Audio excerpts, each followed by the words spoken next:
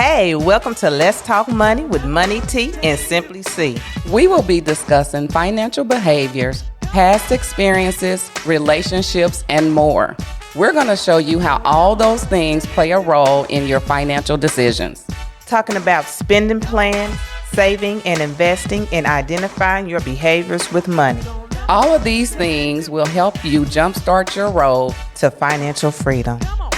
Living just enough for the city I'm living. All my dollars. Hey, and welcome to Let's Talk Money. I'm Money T. And I am Simply C. Thanks for tuning in, guys. So last week, me and Simply C were just chatting it up, going over some previous shows or whatnot, and excited about being out here with you guys for about 7 or 8 weeks now. This is week 7, I think. Yeah. So week 8. 8? This is week 8. Oh, man. Time is flying. And I'm hoping that you guys are getting some really good nuggets for while you're rocking with us. I'm going to give a statistic before we bring in our guest for today. And the statistic is just a modest majority of Americans, some 55%, own stock, according to an April 2020 poll by Gallup. So, you guys, we're going to learn about some things today, so you want to stay tuned. Yeah, we have a guest with us, Mr. Zebulon Jackson. Zeb, as we call him. Zeb. I can't call you Zebby no more. That's not right. Okay. I still say Zebby. Sorry, Zebby. I'm sorry. I'll take it. Right. Well, Zeb is a financial advisor at Edward Jones. And why don't you go ahead and just share a little more with us about yourself? Yeah. So thank you for having me. Of course. Yeah. So I work over with Edward Jones. I do financial advising over there, helping people just achieve whatever's most important to them. We just use the stock market to do so. That's what's up. Yeah, I love it. The great company, they've been supporting me throughout, and we just really put the client first. And that's one of the reasons I love it so much, really. That's what matters. Yeah, that's great. So I just want to kick it off with a myth that I need you to bust. Okay, let's bust it. People think that it takes a lot of money to invest. Yeah, that is a myth for sure. That's one thing I'm finding. It doesn't. That's the biggest myth out there, that you think you need so much money to get started in the stock market, which you don't. You can get started with $25 a month. Just let it grow over time. And then once you start to see that growth, one thing I'm finding is that people get more confident in it because you just don't know what you don't know. And we weren't really taught this in schools. My parents didn't teach us about investing and whatnot. And so I just like to share that with people is that, you don't need millions of dollars. The goal is one day to get there. Right. But we can start small or start with whatever you need to reach your goal. That's one thing. It's just we try to just help people figure out articulate what's most important to them and help them reach it. Okay. So how did you even get started in that? Like, what tickled your fancy about investing? Yeah. So I went to KU, studied accounting over there. And when I was looking for a job, I didn't want to, accounting just seems so just every day you're doing the same thing and you're working for a boss. And I was like, I want to work for people. And so I was like, I want to do something where I can help others and serve and, so I was like, I want to do something like that. So then I went to a career fair and this opportunity came up. And then I was like, okay, that actually kind of mixed together my love for money and numbers and all that and with people. all the people. Yes. Yeah. I love the word serve. Like, that's my superpower. If I were to say, if you were to ask me what was my superpower, I truly believe that we were all put on this earth to serve one another. Yeah. And praise God, but really to serve one another. So I just love hearing that from you. Yeah, that's it. I agree. Yeah, it's definitely a service industry, which which is fulfilling, you know? Yeah. And I think that's important too, is to be in something that you find fulfilling. Exactly. Yeah. Because you could make the most money ever, but if you're not getting that fulfillment, it's nothing. Like, there's nothing like being fulfilled in what you do for 8 to 10, 12, 14 hours a day. It makes you want to keep doing it. It makes you want to get up. Yeah, I feel. And so then this opportunity came up, and with that, I just was like, okay, this is it. And just been loving it ever since. That's good. Good. So I kind of want to get into, like when I first knew about investing, I'm like you know, we weren't taught that.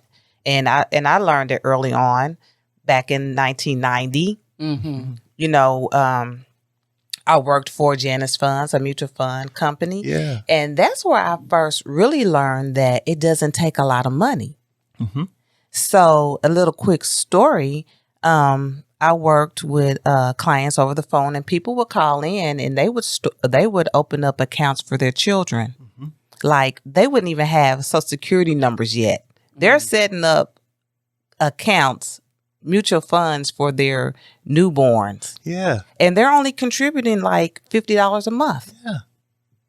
So that right there was like, oh my gosh, like really, this is how they do it? Yeah. And over time, over 18 years or so, that's going to quadruple. It's just going to grow and grow and grow. And once you keep doing it $50 consecutively each month, that's where the growth comes. Even if the market's down or up, you just keep contributing that. Yeah. So do you have any statistics that would kind of like give the listeners something to look forward to? Like if I put X amount of money into the market by 20 years, it could be what?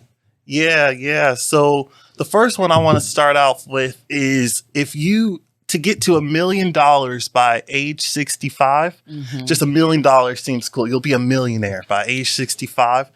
If you start investing at age 25, that's about $405 a month to get to be a millionaire by age 65.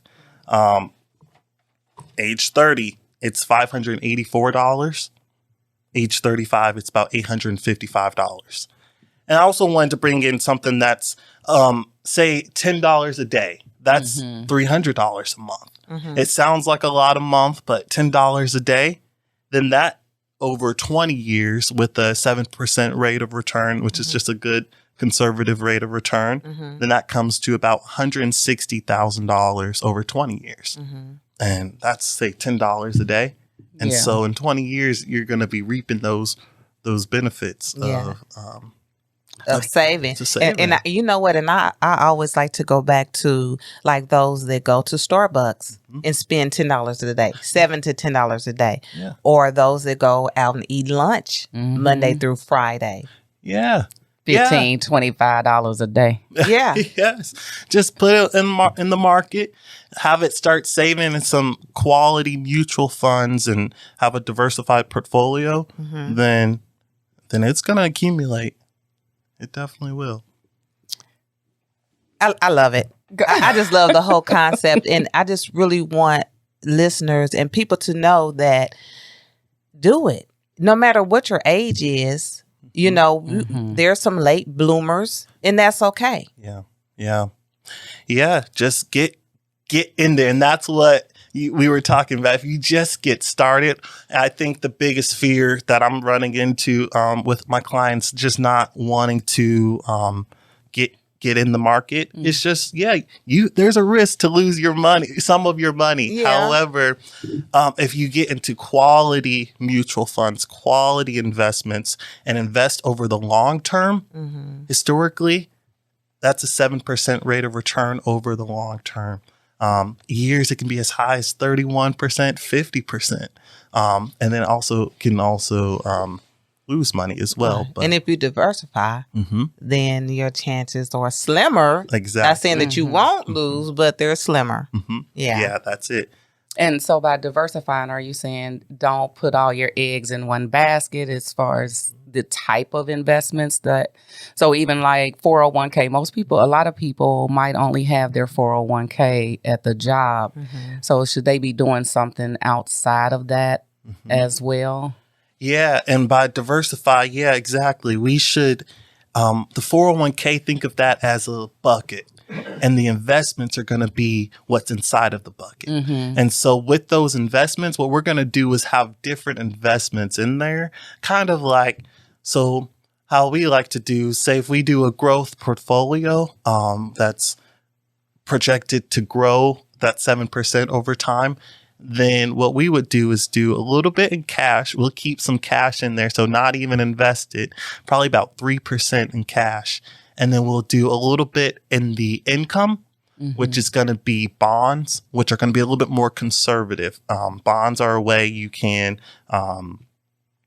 be invested. However, the rate of return will probably be a little bit lower just because it's you're not taking on so much risk. And then we'll do a little bit of bonds and stock. So bonds and stock are going to be your equity, which are going to be your, which when you take on stock, then that's going to be a little bit more risky. However, if you invest in good quality companies, then that are kind of continuously increasing, then your chances to grow, well, that's where your chance to grow will come from. And that's what you guys help people do, right? Is decide which type of investment is best for them. Yep. Based off of time. What matters to them and the time. Okay. Yeah. Loved it. All right. So my next question would be the mutual funds and ETFs. So if you can tell us the difference between those. Yeah. So a mutual fund is going to be a collection of different bonds, if it's a bond fund, or a collection of different stocks, if it's a stock equity mutual fund. And so with that, it's going to be actively managed by the fund managers, say of Prudential or Charles Schwab, Vanguard. They have mutual funds. And so they're going to actively manage it. So they're the ones picking the companies to put inside of the fund. And then, so if we compare that to a ETF, an exchange traded fund, then that's going to be off of the index, the stock market, say. So it's more passively managed, usually comes with lower fees because you're not having that active management. However, the main goal of a mutual fund is kind of to outpace the index fund, that ETF. And so with that, there's going to be a higher fee paying into a mutual fund, which you hope to get higher returns from. And what's an ETF? I'm sorry. That stands for an exchange traded fund. Okay. And that just means, think of the stock exchange. So, so it's just a collection of stocks that are on the stock market. Right. Like the S&P 500 index fund. Cool. Yes. That's good to know. And because a lot of people don't know what a mutual fund is. So we want to make sure that our listeners are aware of what we're talking about. And with those mutual funds, that's what you're going to put in the, you're going to put that into your portfolio. Right. That's what your portfolio will be built of. Right. Yeah. Man. So much information. I know. It's a lot.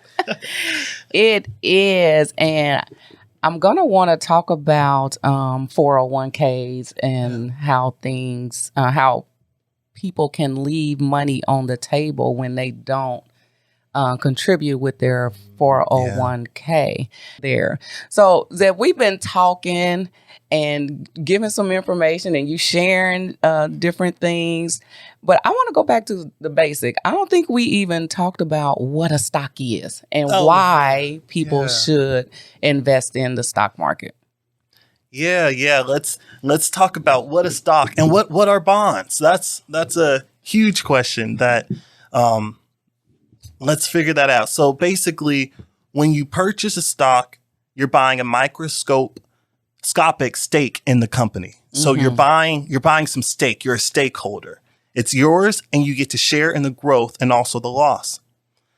So basically, when a company does well, because you're a stakeholder, they pay out dividends and interest. And so with that, that's where your rate of return comes from.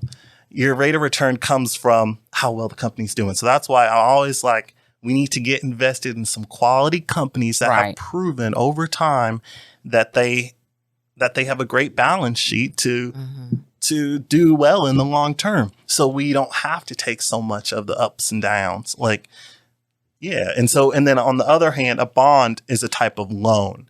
So when a company needs funds for any number of reasons, they may issue a bond to finance that loan. Mm-hmm. So basically you're lending some money to the issuers, and they are going to and they're going to say over time they will give you the amount of that loan back or so plus interest. So you would make interest with the bond. Yeah, just because you gave them money when they needed it. I like interest. Yeah, right? When you don't have to, when you're receiving it. Right. Absolutely. Exactly. So like on some of the bond funds, like if you do one for the city or state that you're in, you don't have to pay taxes on it, right? Yeah, those are the municipal bonds. Yeah. Yep. You don't have to pay taxes on those. And there are some other ones where you don't have to pay federal tax and state tax too. So those are also some good bonds too that we can even go over if it fits your investment makeup. So if you're that conservative person and you want to just get into bonds and you don't want to pay taxes, then you get with your financial advisor and let them know that that's, the direction that you want to go in. Yep. Yeah, it's a great way to save money on taxes. Oh, yeah. And make a little bit more money than the banks as well. Banks are or nothing. Don't get me started. $2 a year, if that. We've been talking about that too. Look, but so let's talk about 401ks and how. Explain how money is left on the table when you don't at least contribute what your employer is matching. Yeah, that's huge because so many people leave money on the table when it's like, this is free money. Like, just if you can contribute to at least the match, whatever they're offering. If they're offering 4%, contribute 4% out of your paycheck to save for your retirement, because what they're going to do is they're going to match it. They're going to do 4% as well, if you can. And that's just free money when you're 60 and on a beach somewhere. Exactly. Free money. Yeah, I remember working. I mean, like I said, I've been in my employer for 30 years and I did not get into that right away. Just young and crazy until my mother impressed on me a little more to at least join a 401k. And I didn't contribute what they were matching at first, but then I was like, that don't even make sense. It's free money and I can do it. So why wouldn't I do it? We always think, I did anyway, I can only talk about me, is I need that money to do nothing with to do nothing with it, but to spend it the way that I want to buy that outfit, really to go to the club. Not really thinking about the future. And I think really that's just the part of it, is that we're not thinking about the future or necessarily taught to think about the future. It's that instant gratification that we're always chasing, if you will. And so, but as I learned more about that, I started to at least contribute what my employer was matching. And it just makes sense now. And when you look back at those statements and see, whoa, I have all of this now? What? And then it's cool because it's out of sight, out of mind. After the first couple of paychecks, when maybe the check was a little bit less than you're used to, but then you get used to living off of that. And out of sight, out of mind. And once you get those monthly, annually statements saying you have thousands of dollars somewhere, or hundreds of thousands. Hundreds of thousands. Yeah. And if you could just refrain from thinking about what you could have had and just rejoice on what you do have and that you got a little smarter, then you can actually be grateful and rejoice in what you do have. But try not to think about where it could have been, even though it could have been there. But just try to do more. Yeah. Because I mean, I know for me, and I think I talked about this before, that I'm playing catch up, Yep. you know, in ways. So I want to retire one day. I want to live well too. So I'm trying to play a little bit of catch up here. And I would like to just say too that knowing that you have to play catch up and doing it, because it's one thing to know that you need to play That's catch up, it. and it's another thing when you don't do it. Yeah. You know, you don't catch up. You don't. Yeah, exactly. you gotta do it. Just Yeah. do it. And yeah, that's awesome. And that goes back to really like what you were saying. You have to think, I want to retire one day. I want to be able to live On the beach. on the beach. Yeah, I want to be able to pay off my house and not have to worry about that. Whatever. And so that's what it always comes back to. It's just what is most important What is to most you. important, yeah. And not many people ask themselves that question. They just keep living and keep just going to work and just in hopes maybe. But my job is just let's think about that. Let's figure out where you are now, where you want to be. Can you get there, and how? How do you get there? And how do you get there? Yeah. And here's another thing. You find more and more people wanting to retire a lot earlier than 65 years old. So, you know, if you start investing early, your 20s, you know, even if you start in your 30s, you never know. Yeah. If you sacrifice some things, you can still catch up and have enough to live off of. Yeah, More than enough. more than enough. Yeah. Abundance. Yeah. Yeah.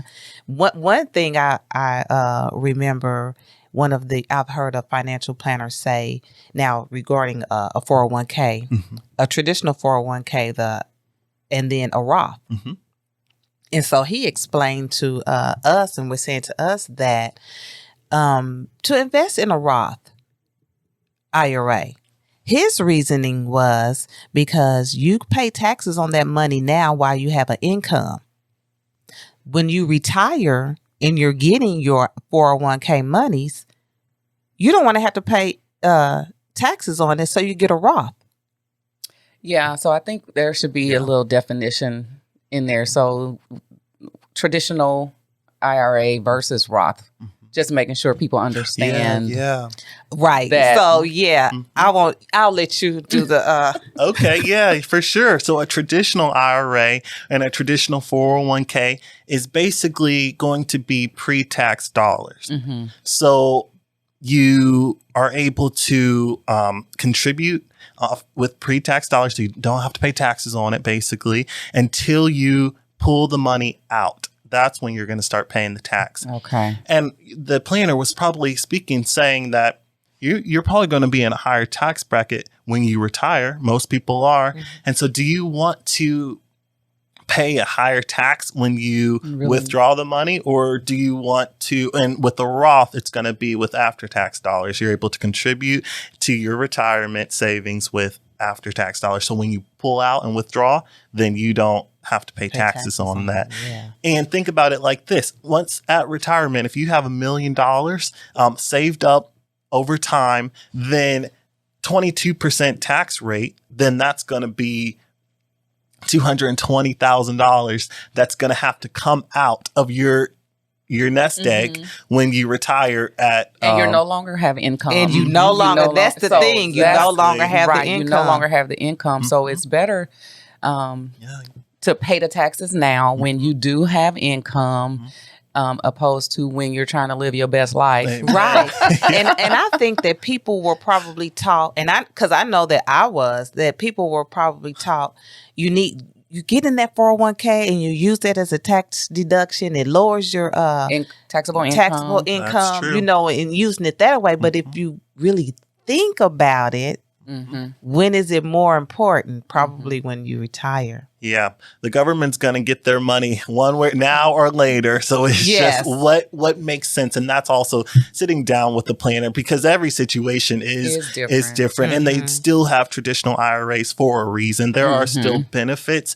However, Roths right now have become very popular. They have gained a lot of And so what I did half and half. Me too. I just did half and half. And that right there is called tax diversification. So Yeah. you're already benefiting from that too. So that's also a great strategy, I think. Yeah. Yeah, I just did that the other day. I split it. So 4% one way, 4% the other way. Just to start getting some. Yeah. Still try to bring that taxable income down for other reasons, but then also have that's already paid. Yeah. So, I mean, honestly, since we started this thing, I've been reevaluating things myself and making some changes and trying to do some things different. So, yeah, no, it's been good. And that's the fifth thing is staying on track. I think that's our fifth step in our 5-step process. It's just things change all the time, and your thoughts with investing, your life changes. There's a new policy from the government that comes out, and so that's why each year we have to reevaluate. We meet annually and rebalance the portfolio or figure out your goals and see if they're still the same. Maybe. Yeah. And see, me and Simply, we talk about that all the time about reevaluating yearly. Like we reevaluate everything. Yeah. From set in stone. Insurances to what's going on in the house. Yeah. You know, what do we need to adjust? You know? Yeah. You're always changing. Yeah. So I got one more thing with the 401k. So I had been managing mine myself. Okay. Well, no. No, I ain't gonna say that was the wise thing to do because I really was not that interested in it. So I really didn't know what to do. I really didn't know what was right, what was wrong, what was good, what was bad. Yeah. I just was investing, which was good. But was there other ways that I could have been making more money? So we are managed by Fidelity, right? Yeah, they're a great company. And they are. And so I had just reached out to them one time and just started talking and just letting them know what I do. So they did the whole probably 5-step process that they do or whatever. And we started talking about it. And at that time, I think I was investing about maybe 70% in the company. Okay. I see that. So I really wanted to get your input on that because I can tell you what they said to me and then I'll let you go. Yeah. No, for you. For me, it wasn't too bad, but it was really not their advice to put that much, no more than 5%, 5 to 10% in the company that you work for, because let's say the company goes under. Exactly. So all your 401k gone. And your income is now gone. Yeah. And so it's just risky. It is very risky, but I didn't know that. I had not even thought about something like that. So when he said that, I was just like, and I was like, no, I don't do that. And I have faith in my company. Yeah. And so I only took it down to 30%. And then eventually, I think now it's like 5%. Okay. Yeah. I'm thinking I'm down to 5% now, but even once I started letting them manage it, and there is a little fee that they take off quarterly or something like that, but within like a 9-month period, I saw like a $20,000 difference. There you go. In my return rate, my return rate or whatever. Rate of return. Yeah. Yes. So I'm like, y'all keep going. Crazy, isn't it? And see, once you saw it, that's when you got to, because a lot of people like to learn by doing. That's how I am myself. You can talk about it all you want, but once you saw that 20,000 increase, boom, you're like, we can do I'm this. I'm in now. Let me give another percent. Right. What else can I do? Yeah. So what's been your experience? When I was in corporate America, I worked for a company. I'm not going to say the name, but it was a mutual fund company, and they only allowed us to invest in our mutual funds. Oh my God. When I say bad. Yeah. Terrible. I still invested. I did. I mean, I still invested in our 401k because it was free money. But dude, bad. Yeah. Bad. And as soon as they allowed us to invest in Schwab, and I hurried up and took my money out of our companies and put it in Schwab, big difference. It started growing. Big difference. And that goes back to what you were asking earlier. What is diversification? That's another form of diversification. Not just putting all your eggs in one basket, meaning putting them all in one company's stock or mutual funds. That's one thing at Edward Jones. One thing that I love that we can do is we don't sell products. You'll never find an Edward Jones growth fund because we don't have it. And so part of my job is to go out and reach out to the different companies, the Vanguards, Fidelities, Charles Schwab, Prudential, MFS, and get the best or good quality mutual funds that we can all arrange together in one portfolio. I like that. Yeah. So I can pick the good stuff and like put it together for y'all. He is so happy in this chair. Okay, y'all. That's joy. I love that. I love that. That's the type of person that you want working for you. Exactly. Yes. I was just thinking that, like somebody that has your best interest and they're not driven by making money themselves. Yes, because that's gonna come. Yeah, it's gonna come. It's gonna come. They say, just keep at it, keep helping people, keep finding people, and then they'll help you back. And so that's what I like. That is so good. Oh, that is just so good to me. Like help people, and it comes back to you. It comes back.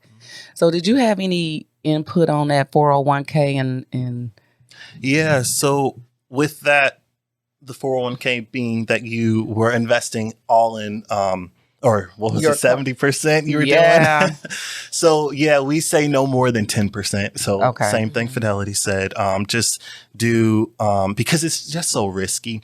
And that's one thing that we always go off of is your comfort with risk and your time horizon. Yes. And that's going to help you figure out how much, because if you're about to retire, say you're 55 and you want to retire at 60, or 60 want to retire at 65, you can't afford to be super aggressive just because if there was another 2020, say you were retiring in March of 2020 when the market wasn't so high and you needed that income, then you might not have had it.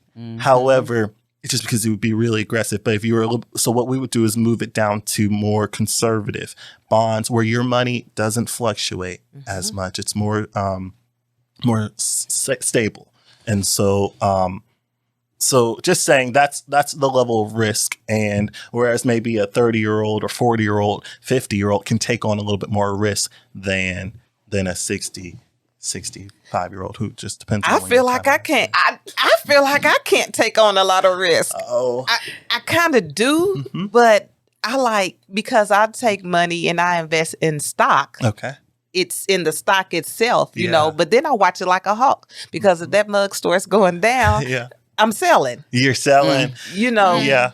But because I feel like I don't have all the time in the world for things to recover. Yeah. You know. That's a good point. That's a great point. And that's your comfort level with risk. And that's what I love. Everybody's different. And so it's just helping you. Yeah. Your personal is what's most important to you. Right. And you're saying, no, I'm not going to be risking that much because that's what I'm not comfortable with. Right. Because I'm looking at 59 and a half. That's goal. My goal. Exactly. That's the end game. And keep that in mind. And what we do is make appropriate rebalancing as needed. Sounds good. So we were on the list here talking about Robinhood and Acorns and just really going back to where you started, just doing something. Yeah. Though that was one of the things that I did to just do something, to just start outside of my 401k. I went out and after listening to one early morning, laying in the bed, listening to something. I try to listen to something inspirational or educational, motivational before I, or early in the morning, sometime before I get to bed, sometime while I'm up. Right. Yeah. And he was just, you have to know him. Just do something, you know, and go out to Acorns. And so I went out there and did that. And I think the other day I looked, and was this a year? It might have been a year ago, may have been over a year ago. Mind you, they're just, every time you link a card or account number or banking account to it. And for every purchase, they take the change from that and round it up to the next dollar and invest it. and Okay. like saving it for you.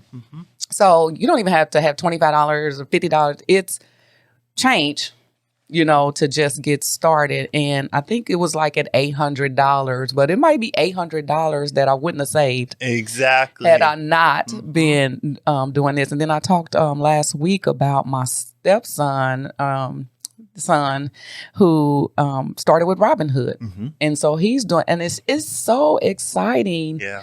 to him. And I just love watching him do it. And the other day, me and my husband and one of my other sons were just talking about it, and they were all doing, so it's pretty exciting. So just being able to take change and get started. Get it invested. Yeah. 'Cause And at the end of the day, it's money working for you.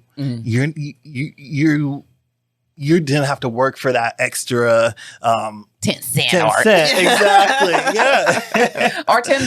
$10. Whatever it is. Exactly. That's an Whatever hour it for is. some people. So yeah, you didn't have to work for that $10. So it's money working for you, and works overnight while you're sleeping. That's always nice too. I love some overnight working. Growth. While I'm sleeping kind of money. Yeah. Yum, yum, yum, yum, yum. So yeah, that's what. Yeah, if that program is it's just a way to get going, get started, and yeah, that's also pretty cool. And the only thing with the Acorn and Robinhood, it's just you don't have access to a lot of the guidance as to which fund should I choose. Yeah. However, go on research or go on Google and do some research. There's a good website called Morningstar. That's a good website that I like to use sometimes to just see what are some quality mutual funds out there.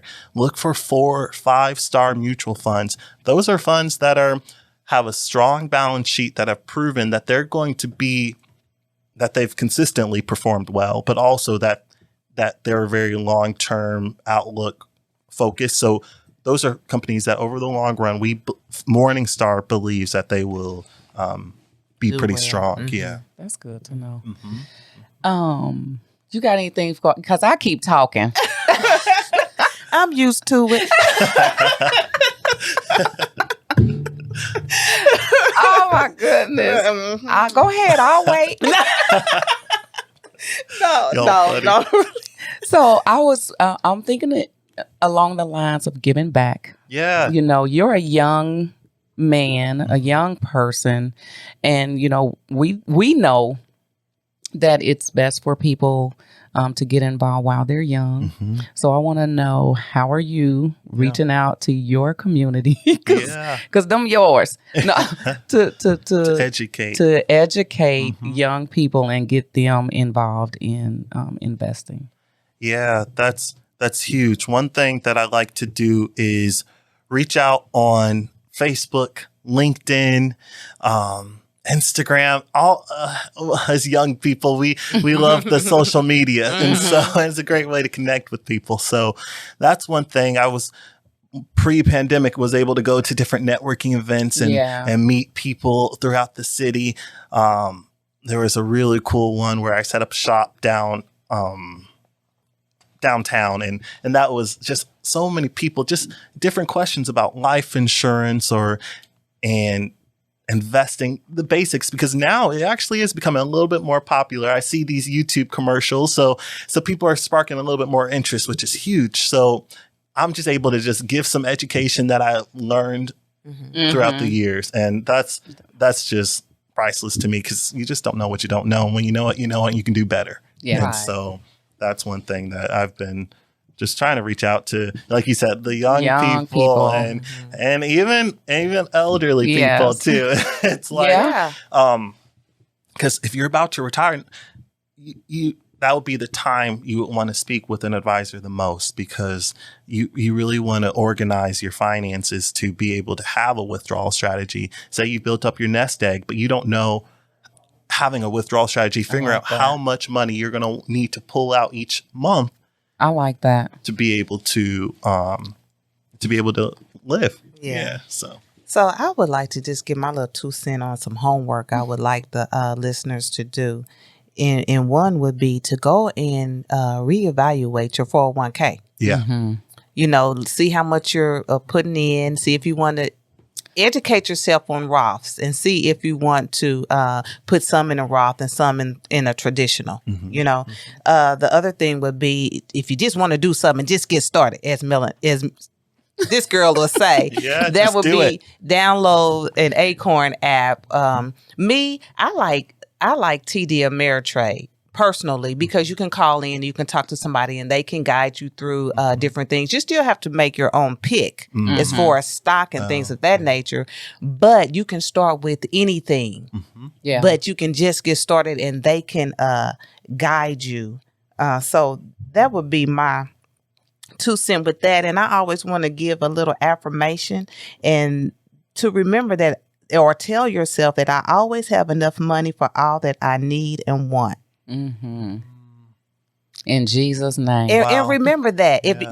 I always have enough money. So that eliminates excuses. I always have enough money for all that I need and want. So that's my 2 cents from the Money Tea Corner.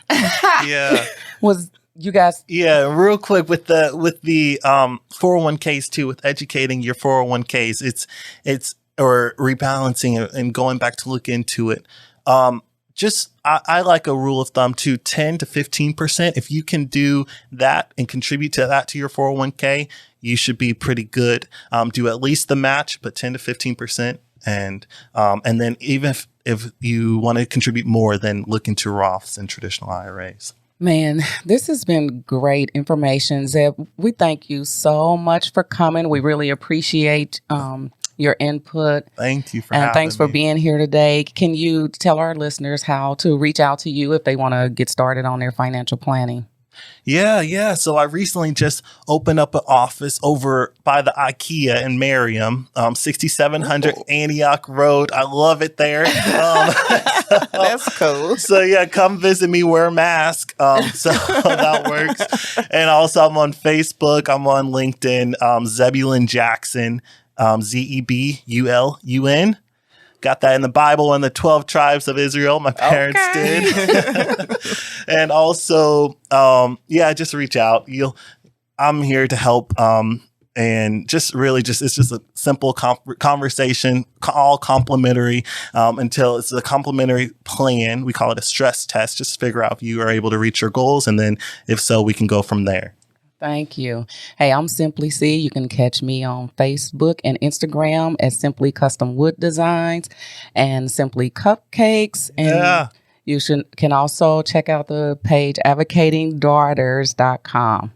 And I am Money T. I'm a travel advisor. My website is Priceless Destinations. You can also find me on IG and Facebook, Priceless Destinations. And I do have a mini budgeting course, Budgeting Behaviors, also on Facebook and Instagram. Oh, and if you miss any of our previous recordings, they are on YouTube, and you can find that at Budgeting Behaviors with T. Oh, yeah. Hey, you find us at Let's Talk Money on Facebook. You have been listening to Let's Talk Money on BSB Radio. We out. Oh, yeah. Just enough for the city I'm living. Just enough for the city I'm living.